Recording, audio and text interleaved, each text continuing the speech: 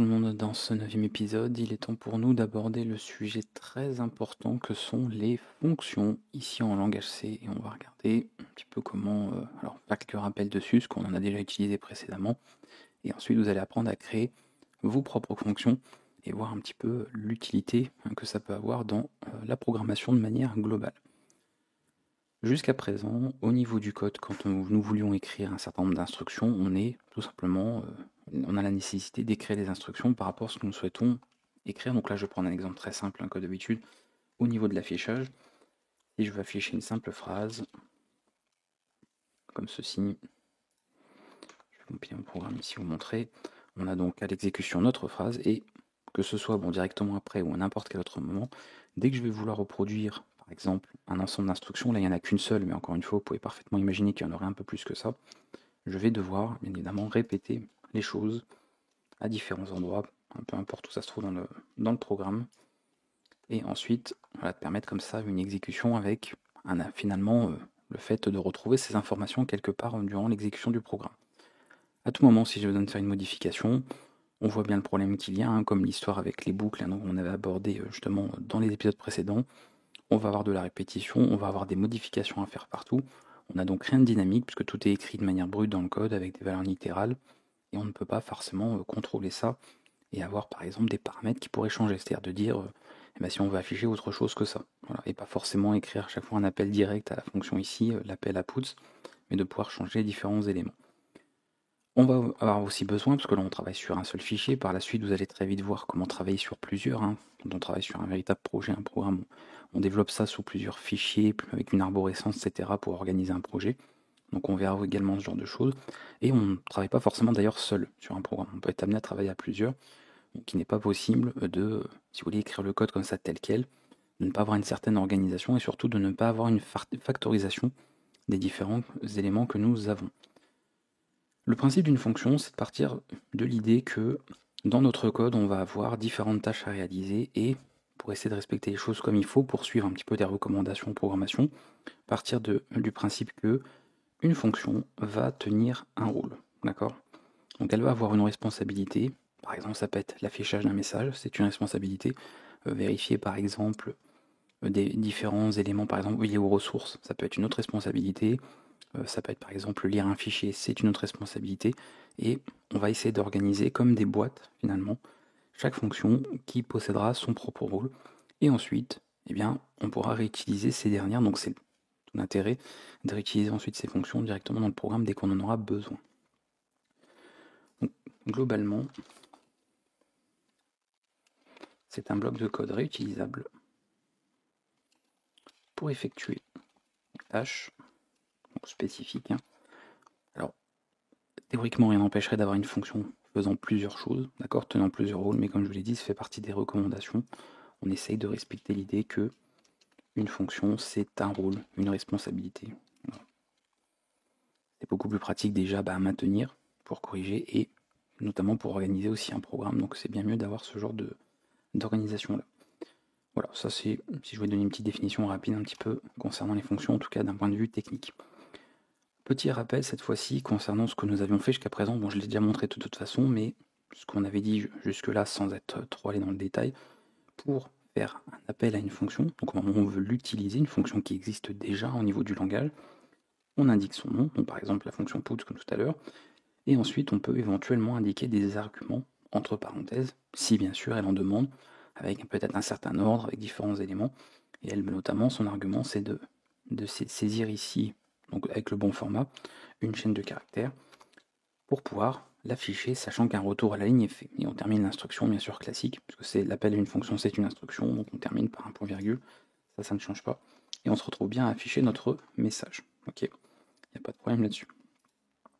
Ça, c'est ce qu'on avait vu de ce point de vue-là. On va également voir par la suite, quand on va notamment les écrire, qu'une fonction peut renvoyer quelque chose. Encore une fois, imaginez vraiment que vous avez votre boîte, donc ça c'est votre fonction, ok. Elle prend des choses en entrée, donc ce sont par exemple les arguments, d'accord, qu'elle attend. On va voir pour les fonctions, on appelle qu'elle va récupérer ensuite et qu'elle va copier, ce seront les paramètres de celle-ci. Donc les arguments que vous passez en fait deviennent ensuite par copie des paramètres à la fonction, et éventuellement, c'est pas obligatoire, une fonction peut renvoyer un résultat en sortie. Donc ça peut être voilà, un calcul, le résultat d'un calcul, une réponse, peu importe, quoi que ce soit. D'ailleurs, historiquement parlant, une fonction qui ne renvoie rien était appelée une procédure. On ne fait plus vraiment la distinction sur beaucoup de langages aujourd'hui, mais sachez qu'on le faisait à l'époque, voilà, entre une fonction qui renvoie quelque chose qui est donc une fonction qui ne renvoie pas de résultat, qui n'a pas de résultat en sortie, qui serait donc une procédure. Donc je vais garder ce schéma parce que ça va vous aider par la suite par rapport à ce que je vais vous montrer concernant ce que nous allons faire. Donc voyez un petit peu comment que ça se présente. Okay. Maintenant, la nouveauté, parce que ça c'était vraiment le petit rappel rapide concernant les fonctions, qui est la définition d'une fonction. Alors par la suite, bien sûr, vous apprendrez à travailler dans plusieurs fichiers, comme je vous l'ai dit. Là, on va tout faire ici, mais vous allez comprendre par la suite. Avant de pouvoir appeler une fonction, je vous l'ai dit, il faut que le compilateur, en tout cas voilà, au niveau du programme, on ait connaissance de celle-ci. Il faut que cette fonction existe pour pouvoir être utilisée un petit peu logique. Donc on va suivre l'ordre ici. Je vais définir, donc déclarer, définir, peu importe, la fonction. C'est-à-dire je vais écrire le code de cette fonction, et ensuite elle va avoir son existence à partir de là. On a plusieurs manières bien sûr d'écrire une fonction, et on a également deux noms de termes qui sont très importants, que vous allez souvent rencontrer concernant les fonctions. Vous allez entendre parler de prototype, et vous allez entendre parler de signature de fonction. Un prototype, qu'est-ce que c'est? C'est tout simplement le type de retour. Donc ensuite il y a une espace, mais on verra de toute façon pour les types de retour. Voilà, ailleurs je vais faire quelque chose comme ça. Montrer que c'est comme un schéma. Type de retour, une espace, on a le nom de la fonction. On va avoir ensuite, donc je vais mettre type arg1 et le nom arg1. S'il y en a d'autres, évidemment, type arg2, nom arg2, etc. Peut-être d'autres. Peut très bien ne pas en avoir du tout. Encore une fois, on peut avoir une fonction qui n'a aucun paramètre, donc on aurait simplement ça. Voilà, ça ne change rien. Et attention, pour terminer ce qu'on appelle le prototype, le point virgule. Et c'est ça en fait qui indiquera que on va pouvoir par exemple indiquer dans un code, n'importe où, dès lors qu'on va écrire le prototype, que cette fonction existe. Il y a une fonction qui a tel nom, qui a ces paramètres-là de ce type-là et ces noms-là, qui renvoie quelque chose de ce type en retour, donc en sortie, le fameux sortie ici, et qui termine bien sûr par un point virgule, puisque c'est une instruction, donc on termine cela. La signature, c'est la même chose, sauf que vous enlevez le type de retour, et vous enlevez les noms. Parce qu'on n'a pas besoin pour la signature d'une fonction de préciser le nom, c'est juste pour dire voilà, on a donc une fonction qui s'appelle comme ceci, et qui prend en paramètre voilà, deux paramètres, de type par exemple int et type autre chose, peu importe. Et pareil, le point virgule, pas besoin de le préciser ici. Mais voilà, d'accord, la signature au niveau de la fonction, plus important. Et le prototype, donc c'est les deux termes que vous allez retrouver ici au niveau des fonctions globalement, donc bien faire la différence comme ça entre les deux. Ok, voyons comment, alors ici plutôt, comment définir une fonction, sachant qu'on a bien sûr plusieurs manières de le faire. Donc je vais vous proposer plusieurs exemples. Pareil, le but c'est que ce soit assez simple pour que ce soit facilement assimilable par la suite. Et on va commencer par une fonction, donc je vais mettre des petits commentaires. On va faire une fonction sans paramètres et sans valeur de retour. Donc ce qui serait, on rappelle historiquement une procédure finalement, mais on va rester sur un exemple très simple. Tout à l'heure justement nous avons notre fonction pour afficher un texte ici. Alors l'exemple ne va pas être, ne va pas résoudre en soi le problème, quoique si on va peut-être le résoudre, vous allez voir. On va mettre plus qu'un seul texte. On va écrire une fonction qui va pouvoir par exemple écrire notre texte.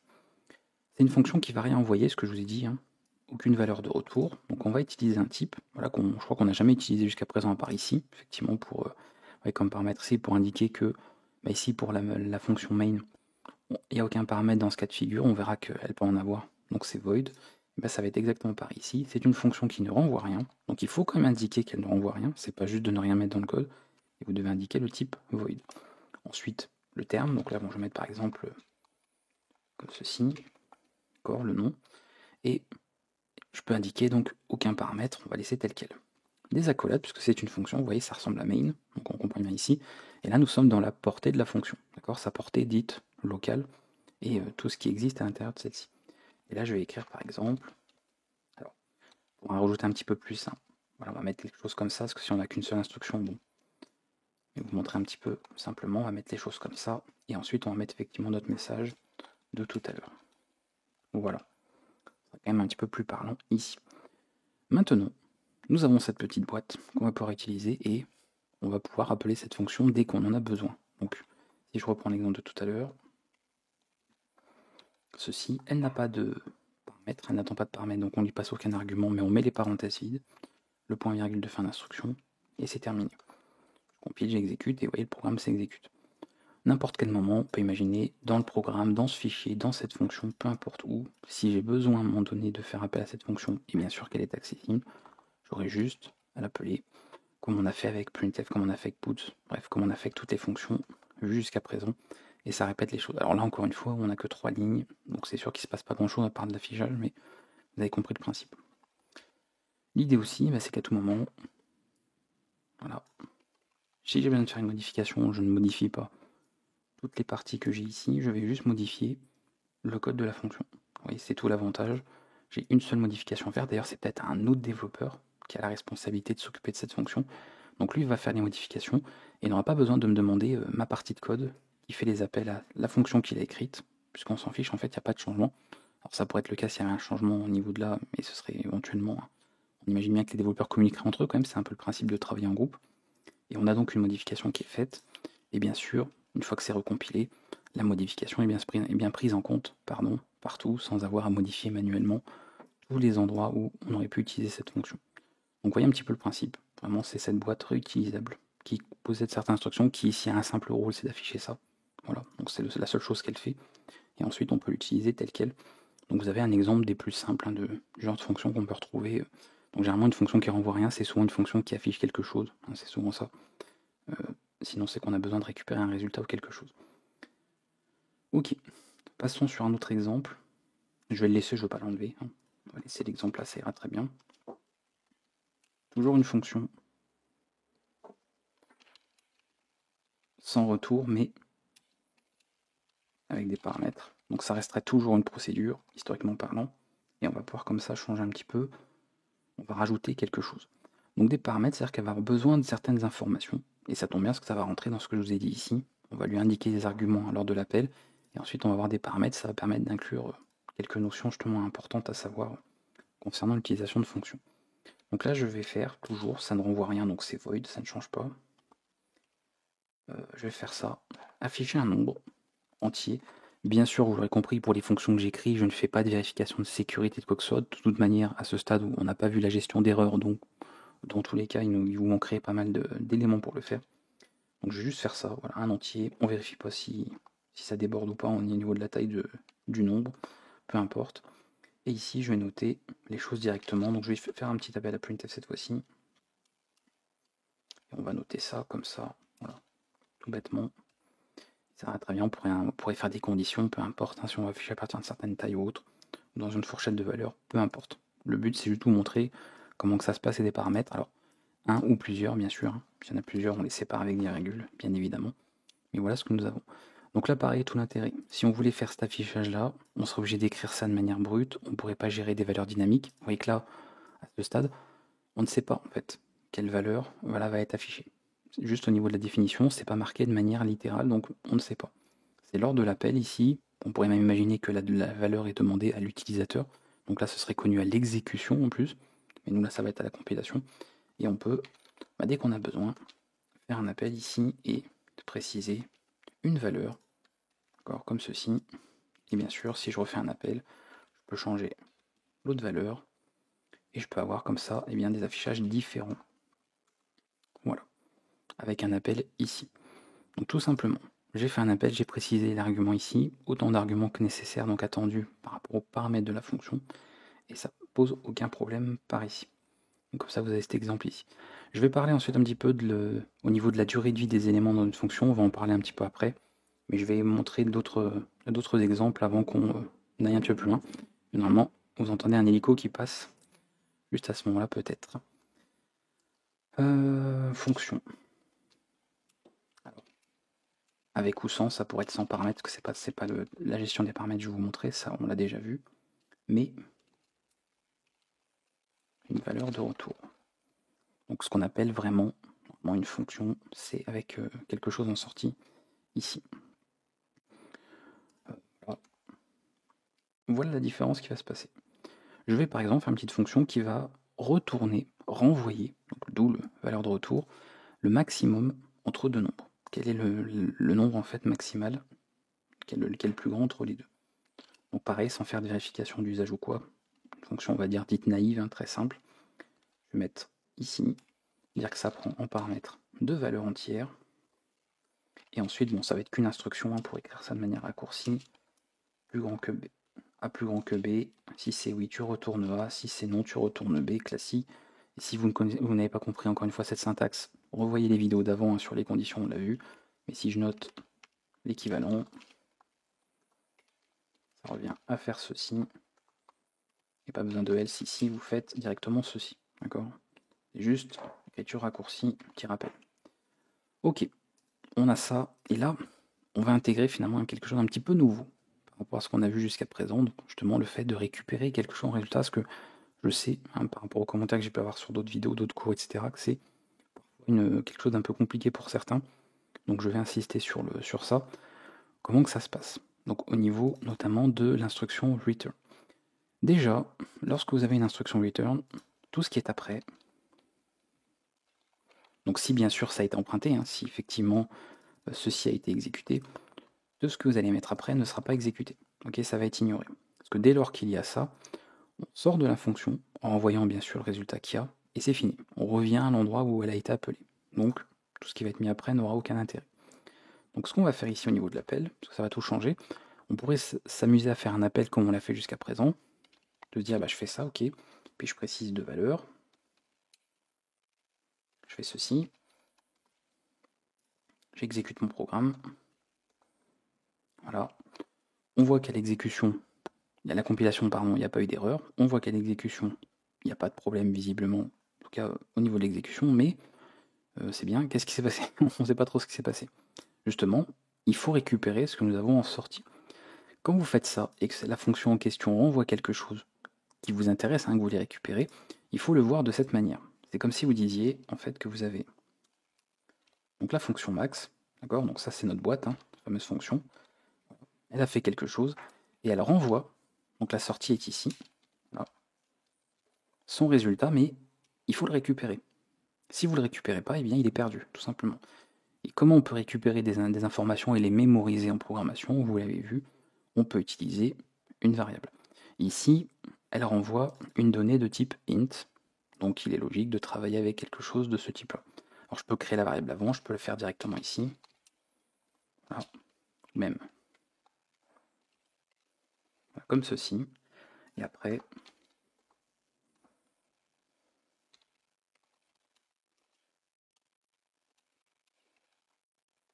je l'affiche au niveau du résultat. Et là ça revient à dire, eh bien, max number, là, tu mets ce qu'il y a en sortie de la fonction max, donc ceci. Ok, il faut vraiment le comprendre comme ça. Et après, bah, ça ne posera aucun problème au niveau de la compréhension, des retours de fonction, etc. Vraiment pas plus compliqué que ça. Cette fois-ci, voilà, vous voyez bien que le max est bien retourné tel quel, donc c'est bon, ça fonctionne. Et si bien sûr je change les valeurs, à tout moment, peu importe ce que l'on change, on a cette fois-ci l'autre valeur qui change, donc pas de problème là-dessus. Et vous voyez bien que cette instruction a été ignorée. Attention, des returns, il peut y en avoir plusieurs. Il n'y a pas forcément un seul décrit dans une fonction, comme d'ailleurs pour main, hein, qui retourne 0, on va en parler un petit peu après éventuellement. Il peut y en avoir plusieurs, parce que vous l'avez vu tout à l'heure, finalement je vous ai dit ça revient à faire ça. Si A est plus grand que B, tu renvoies la valeur de A, sinon, finalement, tu renvoies B. C'est pour ça qu'il n'y a pas besoin d'ailleurs du else, parce que, je vous ai dit, une fois qu'un return est fait, c'est terminé. Donc ici, soit la condition est vraie, et on a déjà quitté la fonction en retournant A, soit c'est pas le cas, on continue la suite du code de la fonction, et dans ce cas-là, on retourne B. Donc vous voyez, c'est automatiquement, il n'y a pas de problème là-dessus. Et si j'utilise mes accolades, ça ressemblerait donc à ça. Donc pareil, si je viens écrire du code ici, il ne sera jamais exécuté, dès lors qu'on a fait le return là, et donc la suite non plus ici. Et pareil, bon bah si c'est là, effectivement, il ne sera pas exécuté si on a exécuté celui-ci ou celui-ci, puisqu'il arrive bien avant. Donc ça reviendrait exactement au même. Je vais revenir un petit peu avant, on va remettre la condition ternaire. Hop, ça vous voyez un petit peu le principe. Et c'est tout. Concernant les retours de fonctions, c'est comme ça qu'il faut le voir, voilà, tout simplement.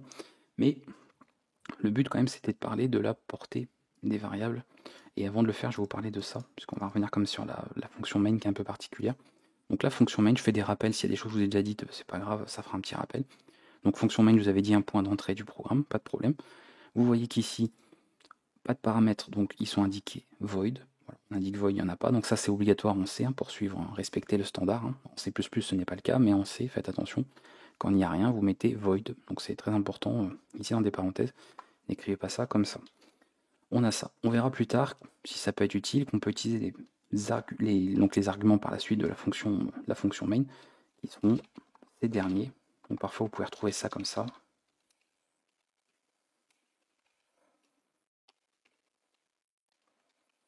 Oui, c'est ça.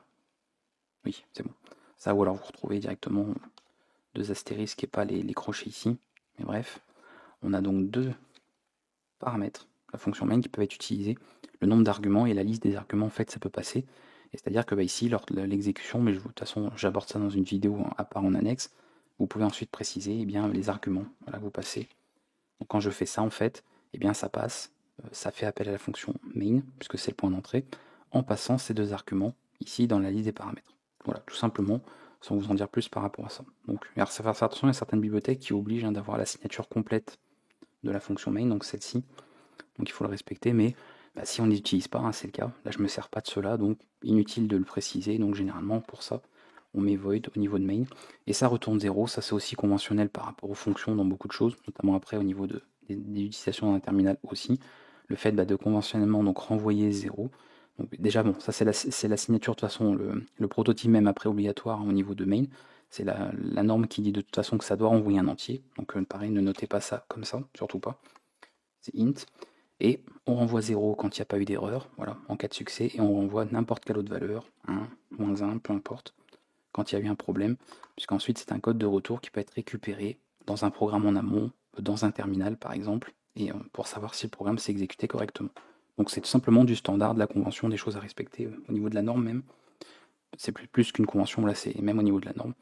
Donc c'est parfaitement normal d'écrire tout cela comme ça. Et maintenant vous comprenez un peu le principe. Avant d'aller à la suite, parlons de la portée, donc la durée de vie des choses que, pareil, il peut y avoir une autre confusion pour les gens qui voient un petit peu comment que ça se passe. Je vais mettre un exemple ici. Pour le moment, je vais tout enlever, dans le doute. Celle-ci, on va l'enlever. Ça, bon, maintenant, vous avez bien compris. Hein. Et bon, ça et ça, on va l'enlever. Non, on va laisser celui-là. On va enlever ça. Voilà. Raccourcir un petit peu le code, que ce soit un peu plus lisible. Parce que ça, pareil, ça peut être confus pour pas mal de gens. Je peux faire ceci, par exemple. Il faut quand même noter un petit peu les choses ici. Alors c'est tout bête, un code tout bête, ça ne va pas avoir beaucoup d'intérêt ici, mais vous allez voir. Je vais noter ça comme ça. Et ensuite je vais faire print number, on va juste changer. On va juste noter ça comme ça, je vais rechanger cette fonction. Et je vais créer,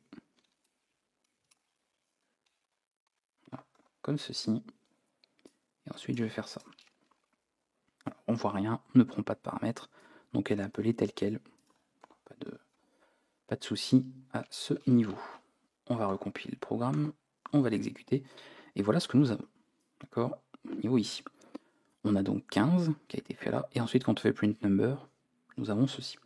On pourrait s'imaginer, puisqu'on pourrait penser que on a créé ça, donc après tout, pas besoin de faire ça. On devrait pouvoir directement afficher la variable ici. Et là, on a un problème puisque cette variable, il indiquait qu'elle n'est pas déclarée. Elle n'est pas trouvée en fait directement au niveau de notre fonction. Et c'est tout le principe de la portée locale. Okay, vous avez les accolades qui indiquent le niveau de portée. On peut avoir des variables écrites au niveau du fichier, elles seront donc globales au fichier. Donc tout le fichier aura connaissance, peu importe la fonction de celle-ci. Si je fais truc voilà, comme ceci, là je peux appeler truc ici, je peux l'appeler dans main, peu importe. Toutes les fonctions du fichier auront accès, on appelle ça une variable globale. Je vous en ai déjà parlé précédemment. Vous demandez d'ailleurs de faire attention à leur usage. Donc évidemment, on a une portée globale, c'est-à-dire propre au fichier dans ce cas de figure. Mais quand c'était créé, déclaré dans une fonction, la portée est locale. Donc toutes les variables qui sont ici, qui sont créées ici, ont une durée de vie et une existence dans cette portée, et toutes celles qui sont ici, même chose. Alors lorsque je fais, effectivement, qu'on revient sur l'exemple de tout à l'heure, qu'on fait ceci, pardon, qu'éventuellement je fais ça, je passe 15, et ensuite je lui dis, tu affiches n, donc vous voyez un peu l'exemple, je suis allé un peu vite, mais vous voyez, j'ai déclaré initialiser une variable n, je la passe en tant qu'argument à printNumber, qui attend un paramètre, qui est ça, et ensuite j'affiche. D'ailleurs, rappel, on peut changer le nom, hop, puisque ce sont des variables différentes. Retenez bien ça.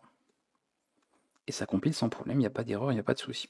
Donc vraiment, ici, on passe la valeur, d'accord, de n dans, ici en argument de la fonction, et ici on va avoir une variable number qui va être créée dans cette portée. Et on va copier la valeur de n dans cette variable number. C'est comme si en fait nous faisions tout simplement un int number n, mais de main, d'accord, de la fonction main, qui a été passée. Donc ça c'est important, c'est un passage, d'accord, à la fonction d'une valeur, et on a de la copie. Vous verrez même quand on parle de passage par adresse, quand on abordera les pointeurs, on a forcément une copie aussi, c'est-à-dire qu'on copiera le pointeur ici, mais pas forcément la variable complète, en tout cas la valeur complète. Mais voilà, on a toujours ce principe de faire une copie à chaque fois pour récupérer les données ici. Et c'est pour ça que comme il s'agit d'une copie, bien évidemment, eh bien à ce stade, quand on manipule la variable number, même si elle a la même valeur, parce que c'est une copie de n ici, ce n'est pas la même variable. Donc, même chose, si vous dites, bah tiens, je fais ça, et ensuite je fais ceci, donc je vais faire ça comme ça.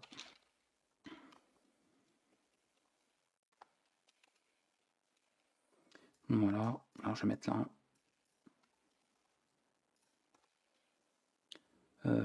Pas trop risque, comme je vais un peu vite, pas faire n'importe quoi. Ici, ok, bon, je vais mettre un n, maintenant vous avez compris le principe. Et bien sûr que je fais ça. Voilà. Donc on a déclaré initialiser à 15, on affiche avant, on n'a pas une fonction qui est censée changer la valeur de cette variable, et ensuite on réaffiche. Normalement, bon, avec les explications que je vous ai données avant, vous savez ce qui va se passer déjà. C'est vrai qu'il me dit pas, oui, de toute façon, c'est normal. C'est un avertissement, ce que je n'utilise pas, mais pas de problème. Et vous voyez qu'effectivement, eh bien, il ne se produit rien parce que nous avons modifié une copie. Donc oui, ici, bien sûr, si je fais ça, oui, on a pas de problème. Là, oui, on a la copie. Donc oui, bien sûr, on a modifié sa valeur, cette copie. Mais je vous ai dit, cette variable, ensuite, bah, là, une fois qu'on a quitté cette fonction, donc même s'il n'y a pas de return, hein, bien sûr, ça s'arrête où? Bah, ça s'arrête là. Voilà. La fonction s'arrête à la fin de sa portée, donc son accolade, et on revient à l'endroit où ça a été appelé. Et ensuite, on poursuit la lecture du code. Voilà, qu'il y a un return ou pas. Donc, oui, on a modifié la valeur de la copie, ici. D'accord. N'oubliez pas, c'est une copie, ce n'est pas une valeur directe de ce qu'on a là. Si on veut vraiment faire cette modification, normalement à ce stade vous seriez capable de le faire. Bah, il suffit simplement de... Alors là je vais même pas... Enfin, si on va le faire en plusieurs étapes, c'est un peu bon, pas très utile, mais c'est pour bien vous montrer, vous délimiter, puis je fais ça. Je pourrais directement faire un return 128 bien sûr, mais c'est pour vous montrer le principe. Et là je fais ça. Oui, là c'est bon effectivement parce que je récupère ça. C'est-à-dire j'affecte, encore une fois, n'oubliez pas, c'est-à-dire qu'à n, je lui affecte la sortie de cette fonction. Et la sortie, bah, c'est ça, retourne n, donc elle retourne bien 128, donc elle affecte bien 128 à la variable n de la fonction main. Je suis allé trop vite, je vais peut-être noter des bêtises. Attendez, oui, n'oublie pas d'indiquer que ça retourne en entier, sinon ça ne marche pas. Et voilà, et là bien sûr ça a fonctionné. Et on verra qu'avec les pointeurs, on a une autre possibilité par rapport à ça, mais on abordera ça un petit peu plus tard, c'est un petit peu tôt encore à ce stade du cours. Donc comme ça, vous voyez un peu le principe concernant ça. J'ai pris du temps parce que, encore une fois, il y a tellement de gens qui ont des problèmes avec ça, aussi bien sur la compréhension de la portée des données que ici au niveau des, des retours de fonction en sortie, comment récupérer ça. J'ai vu tellement d'erreurs et de soucis là-dessus. Donc je voulais insister sur cette particularité en tout cas pour cet épisode. On va pouvoir aborder un dernier cas, et pas des moindres, parce qu'il est quand même assez conséquent. Après, on terminera sur quelques petites particularités syntaxiques au niveau des fonctions, comment on peut les déclarer. Mais je vais vous garder ça pour la fin, comme ça fera un truc un peu plus, on va dire, léger. Parce que là, on aborde une petite partie de cette vidéo un peu plus conséquente aussi, concernant, et je vais reprendre d'ailleurs un exemple qui est assez parlant. Parce que vous voyez, si je fais ça, alors, vais peut-être même vous le noter ici en commentaire. Parce que forcément vous connaissez. Si je note... Alors vous connaissez pas toute la syntaxe, mais c'est pas grave ça. Et que je mets ceci. Je vais mettre tiens, le prototype. Voilà. Prototype de la fonction printf, donc fonction du standard. On a ça, bon vous ne savez pas ce que c'est ceci à ce stade normalement, enfin, ou juste ça en tout cas. Tout le reste vous le comprenez maintenant, même ça vous comprenez bien que c'est le type de retour, le nom, etc. Et il y a cette ellipse, ces 3 petits points. Pareil, c'est un peu particulier. Et on sait que ça marche, puisque bien sûr, je peux très bien faire, encore une fois, bon, c'est effectivement pas très... c'est pas incroyable comme fonction, mais bien compris. Je peux très bien faire ceci.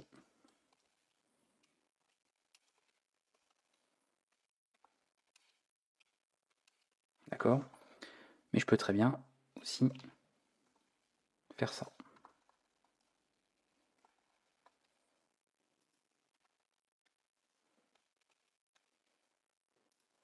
On va recompiler. Qu'est-ce que j'ai fait comme bêtise encore?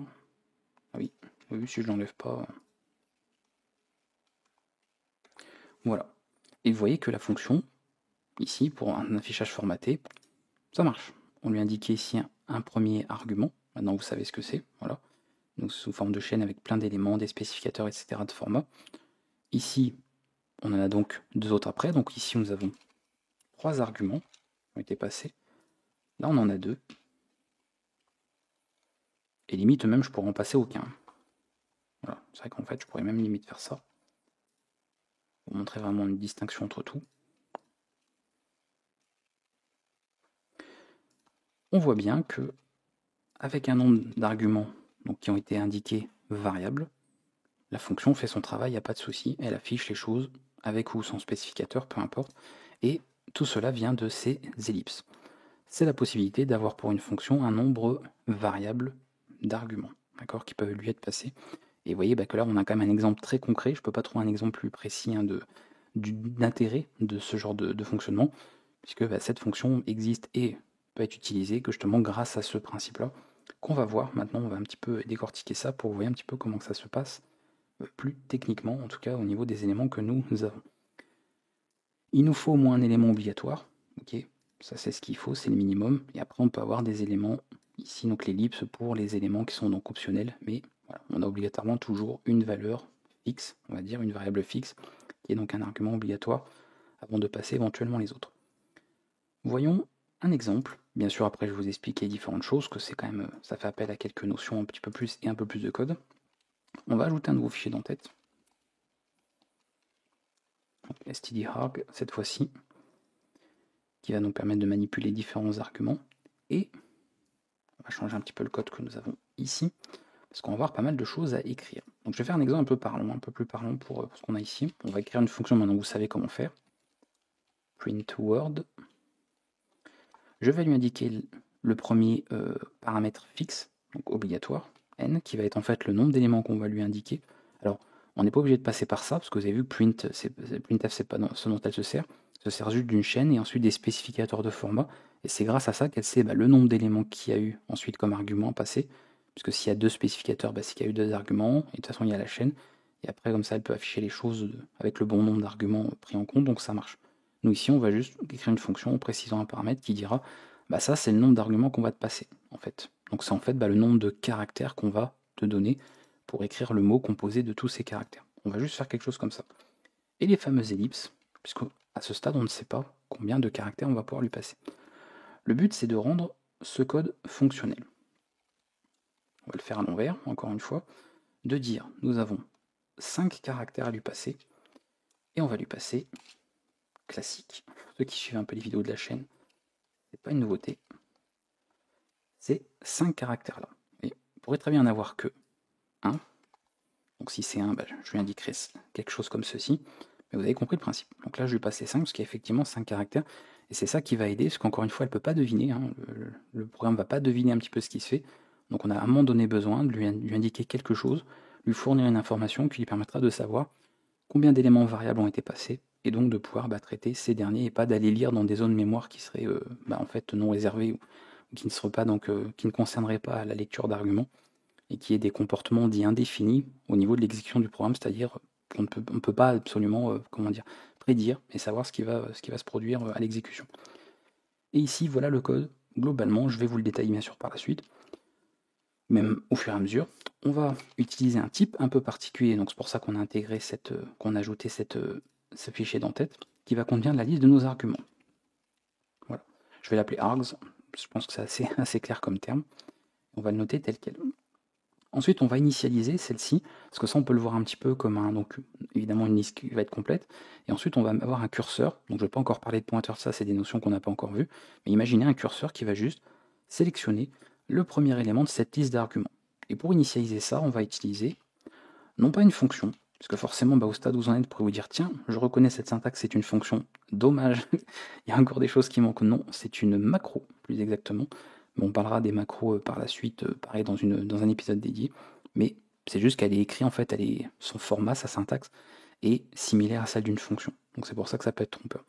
Et ici, je lui indique juste ma liste d'arguments, et ensuite je lui indique l'élément qui me permet de savoir si vous voulez, le nombre d'éléments que j'ai. Donc là, moi c'est ça que j'utilise. Donc pour savoir le nombre d'arguments optionnels, si vous voulez, que j'ai. Comme ça va être suffisamment précis par rapport à ça.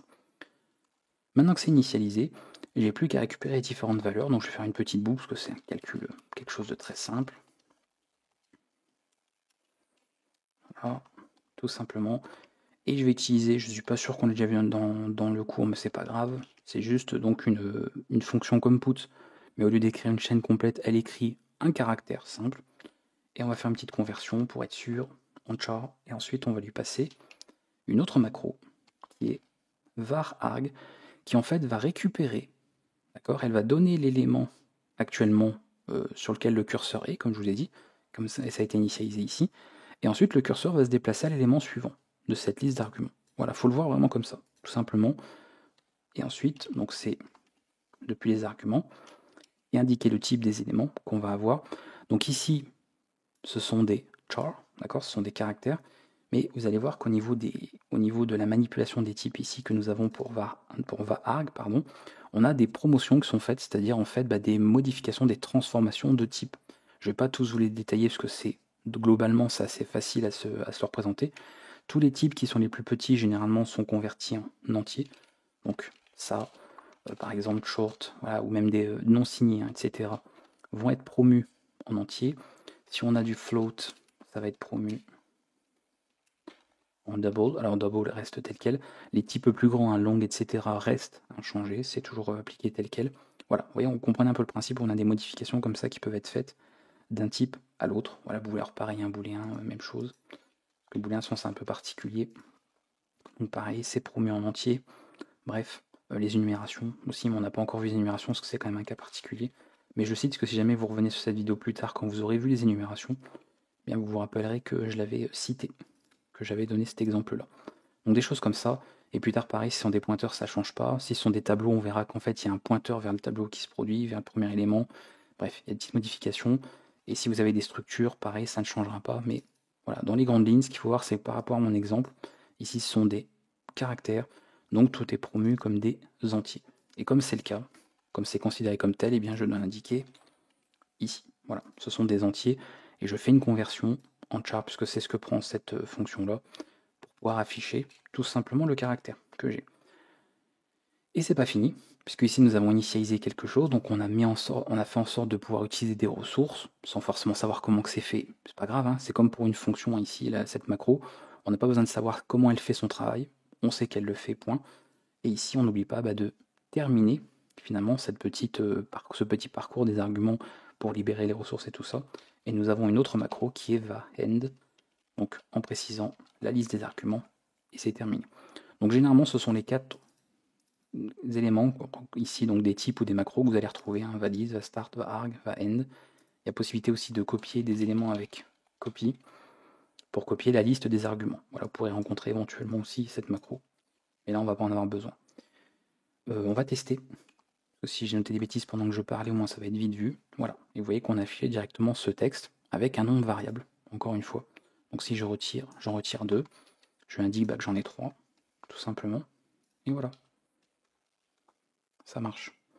Donc j'ai quelque chose, une fonction à nombre variable d'arguments qui me permet d'afficher sous forme de mots une suite de caractères que j'ai passés. Donc on retrouve un peu le comportement de printf qui peut afficher différents éléments formatés sans savoir à l'avance combien il y en aura, mais on lui indique. Donc encore une fois, je rappelle pour ceux qui n'auraient pas vraiment compris, par exemple si je fais ça, bon, j'ai du texte, très bien, c'est juste du texte, donc bon, le comportement va être très simple. Par contre, si j'affiche ça, on sait qu'il va y avoir un argument, variable ici, qui va être passé, et forcément, si j'ai ça, on sait qu'il y en a deux. Donc vous voyez, la fonction automatiquement va savoir quoi faire. Si je fais ça, elle sait qu'il y en a trois, et ainsi de suite. Donc, on peut ségérer, et c'est ça un petit peu qui sert au lieu ici d'un nombre d'arguments passés directement, pour permettre à la fonction de savoir où ça commence, où est-ce que ça s'arrête, et elle fait comme ça tous ces petits calculs sans problème, et tous ces traitements pour la suite. Et c'est tout. On va faire ça aura fait le point, le tour un petit peu sur ces éléments concernant les données que nous avons ici. Donc n'oubliez pas, ce sont des macros, ce ne sont pas des fonctions, très important. Et pourquoi d'ailleurs? Parce qu'on pourrait se dire pourquoi ils n'ont pas fait des fonctions au niveau du standard? Parce qu'il fallait bien qu'on ait accès à la pile d'appels. Donc je ne vais pas rentrer en détail, si vous êtes intéressé à tout ça, il faut aller voir mes cours, mes vidéos d'architecture, etc. des ordinateurs. Tout expliqué en détail sur ce sujet. Mais tout simplement, on a besoin d'accéder aux arguments. D'accord? On a besoin d'accéder aux arguments qui sont passés sur la pile d'appels de la fonction. Donc il y a eu besoin d'écrire, de définir des macros pour le faire. Et quand de toute façon on abordera ça au niveau de ce cours, vous allez très vite comprendre à quoi cela fait référence précisément. Bon, je pense que j'ai donné tous les éléments qu'on avait ici, au niveau du code. Donc bien sûr, oui, ça semble quand même logique, mais attention de ne pas faire lire n'importe quoi non plus. Parce que si ici vous faites lire des types incompatibles, ou des données par exemple, je sais pas moi, on verra plus tard un tableau avec une taille qui n'est pas spécifiée ou ce genre de choses, eh bien il va se produire, encore une fois, un comportement indéfini, ce qu'on appelle une undefined behavior en anglais. Ça veut dire que nous sommes incapables de savoir ce qui va se passer à l'exécution d'un programme. Donc même si par exemple vous testez sur votre machine un code qui a un comportement indéfini et que vous obtenez le même résultat, vous ne pourrez pas en fait avoir la garantie que ça va être le cas déjà tout le temps, que ce sera le cas tout le temps peu importe l'implémentation et que ce sera le cas par exemple sur une autre machine avec le même code.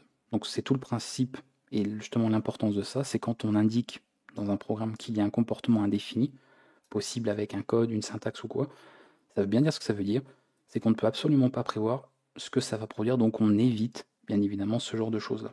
Donc attention, toujours au niveau des types que vous allez manipuler ici. Là, mon exemple bien sûr est assez simple, donc il n'y a quand même pas beaucoup moins de risques en tout cas, mais si on commence à manipuler des types dont on ne sait pas trop, s'ils ne sont pas forcément compatibles, on va se retrouver avec des comportements assez bizarres.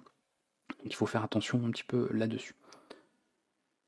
Bien, donc vous avez vu au niveau fonction 1, avec ou sans paramètres, avec ou sans valeur de retour, avec ou non des arguments variables. Donc vous savez un petit peu tout faire, donc ça tombe bien, c'est parfait.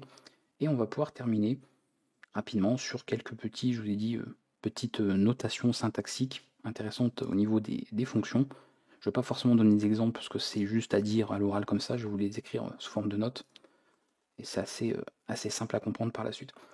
Si dans la déclaration, dans votre définition de fonction, vous la déclarez statique. Donc avec ce fameux mot-clé qu'on a déjà vu par exemple pour les variables, ça veut simplement dire que la portée de la fonction sera limitée au fichier dans lequel elle est déclarée. D'accord? Si ce n'est pas le cas, évidemment, on pourrait la passer ailleurs, on pourrait même se permettre que ce soit accessible partout. Mais si on veut qu'une fonction ne puisse être exister finalement que dans le fichier dans lequel elle est déclarée, eh bien vous déclarez cette fonction statique. D'accord? Donc par exemple, ça peut être statique, imaginons static int max, et comme j'ai fait tout à l'heure, voilà, cette fonction-là, on peut imaginer qu'on aurait donc quelque chose comme ça, pour qu'elle n'ait une portée que ici, sinon elle aura une portée bien sûr avec les autres fichiers, donc on pourrait voir ce genre de choses là.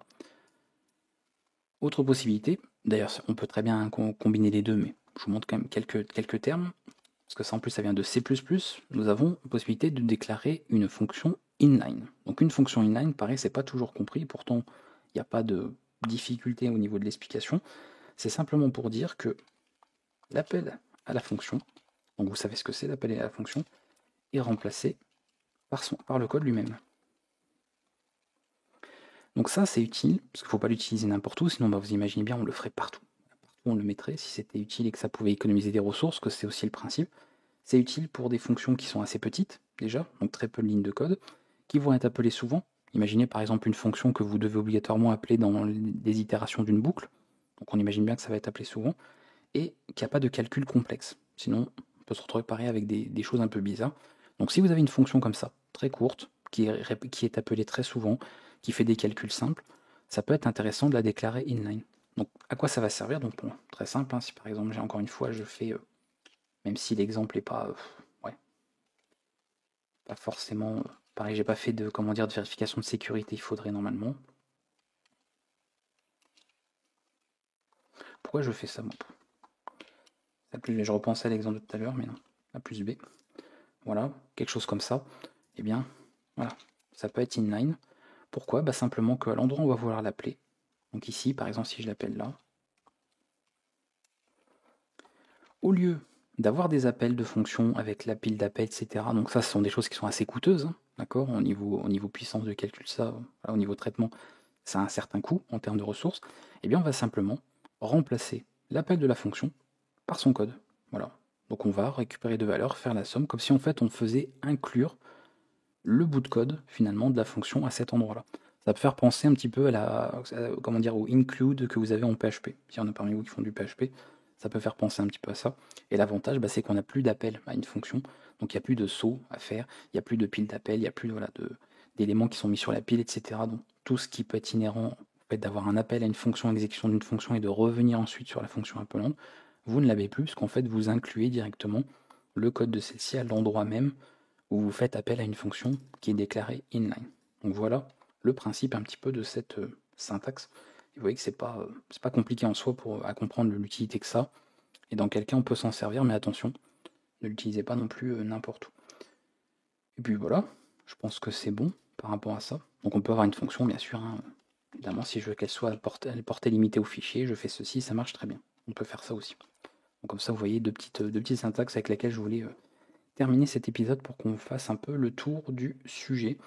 Et on a vu ensemble donc ce qui était précisément, techniquement parlant, des fonctions, donc au sens programmation, parce que ça fait partie des ce que j'appelle moi les notions hein, élémentaires, donc est vraiment essentiel en programmation, un petit peu des bases hein, qu'on retrouve partout dans tous les langages de programmation.